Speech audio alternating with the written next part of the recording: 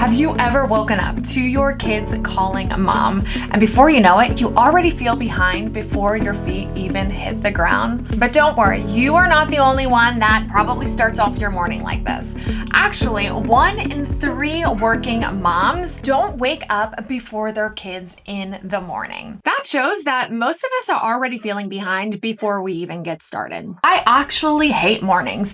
They have been one of the hardest things for me to really try to work through and conquer in my life. I would literally wait until the very last second before I had to get out of that bed. But then the chaos would immediately start to take place. The rushing, the feeling behind, the anger, the impatience, the annoyance that my children need me and I'm not even fully awake and I feel like I just can't take it. The problem was I wasn't really aware of how negatively this was impacting not just my mornings, but my weeks, months, and even years. There are hidden costs in not waking up. So I want to go over a few of what they are, just so you have an idea of where we're coming from and where we are going. One of the hidden costs is that it increases stress. When you wake up in the morning with immediate demands, it's easy to feel overwhelmed without time to mentally prepare for your day. You're having to jump into the challenges, and even the smallest ones can feel huge because your brain hasn't really caught up with what's going on. We also have a tendency to neglect taking care of ourselves if we're not getting up. It's hard to really give ourselves that time of actual productive self-care. But if we can have that time that we know is set aside for the things that we need in order to be the best version of ourselves, we're already ahead of the game. The biggest one that I have seen as an issue is the ripple effect it has on my family. If I'm feeling overwhelmed, I'm feeling agitated, impatient, annoyed because I'm just not fully awake yet, then that's going to be rubbing off on my kids. They're going to wake up feeling rushed, like they are behind, and it's just not teaching them a good way of structuring your day and your time. And I have not done a good job in this department with my kids, and something I am constantly trying to work on because I know I can fly by the seat of my pants, but I don't do that well with my children, and it's not fair for me to expect them to do it either. Calmer mornings can help you start off your day feeling grounded and centered. Getting your mind, your heart, your soul, everything in order and in the right place before you're trying to take on anything else. It also helps you with better planning and time management. This is, for us ADHD moms out there, a really hard thing to do.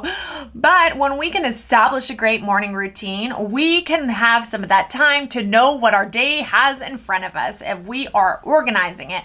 And when we have time without the kids interrupting us or bothering us, then it's easier for us to have the time to sit down and really figure out what our days are going to look like. My personal favorite is to start with our reason why. Take a few minutes, pull out a pen and paper, and really discover what is the reason why you want to wake up in the first place. You gotta hit some pain points. Mine was painful. I had to look at the ugliness of who I am and a way to help work around some of that. After you've taken in a few minutes to write down what your reasons why are in waking up, please leave them in the comments because I love seeing what you guys are going through and what helps you wake up in the morning. The next thing is starting off small. It's good to have big goals and big aspirations, but at the same time, we want it to be something that we can actually achieve in order to continue building some of that confidence within ourselves to work towards our goal. So start off small. If you have never woken up before your kids, I would suggest starting with 30 minutes before your kids wake up. You'll see that you're probably going to end up wanting more time, but at 30 minutes is a great place to start, where you can sit down with some coffee, maybe some time with a journal, and just sit in peace and quiet and allow yourself to slowly wake up. This is probably one of the most important, other than your reason why, is getting ready the night before. Now, you cannot be successful in the morning if you have not prepped yourself for success. This means getting a good night's rest. This means stopping scrolling on Instagram, Facebook, or even YouTube in order to make sure that you can wake up early in the morning. If you're going to bed late, it's just not going to happen and you're going to be tempted to hit that snooze button again. Now, with having small kids, we need to plan for this a little bit because we are going to have interruptions. One of my biggest excuses for not waking up in the morning for a very, very long time was that when I woke up in the morning, my kids woke up too.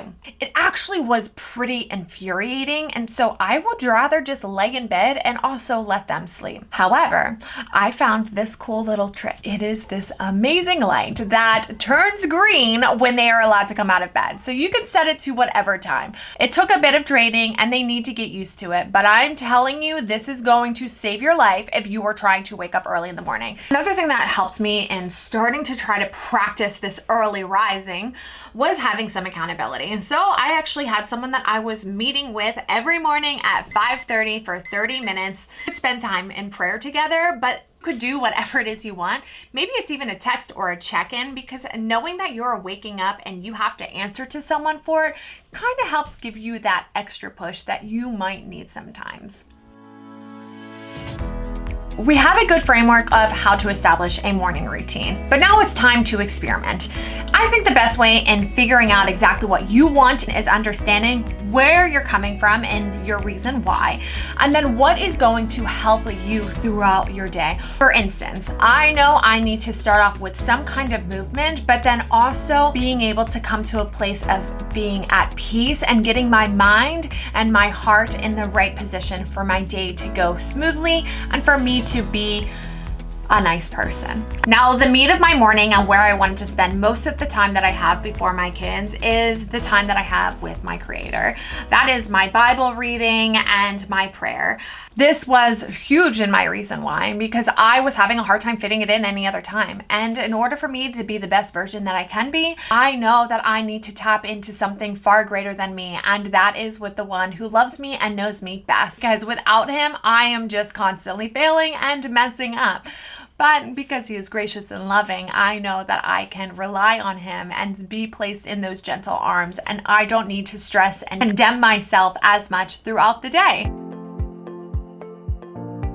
Now, personally, I do not touch my phone in the morning anymore. I used to go to sleep with my phone next to me, wake up and grab it. However, I just do not have the time or energy for that anymore. So now I leave my phone on a charger downstairs in my office, and I do not touch it until after I am done spending time with Jesus, because I know it's so easy for me to get distracted and then to start going through the list of other things that I want to get done. After this is usually the time where my kids start to wake up. So because I have worked on establishing a good morning routine for them that does not always go seamless, but we are working towards it, it creates a little bit more space and time for me to get ready during the same time. That's when I get dressed, brush my teeth, eat my breakfast with them, and then hit the ground running alongside them. If you liked this video, then please click this one right here, because this is what has helped me in transforming my children's routine in the morning, which has correlated into me being able to be more successful in my own.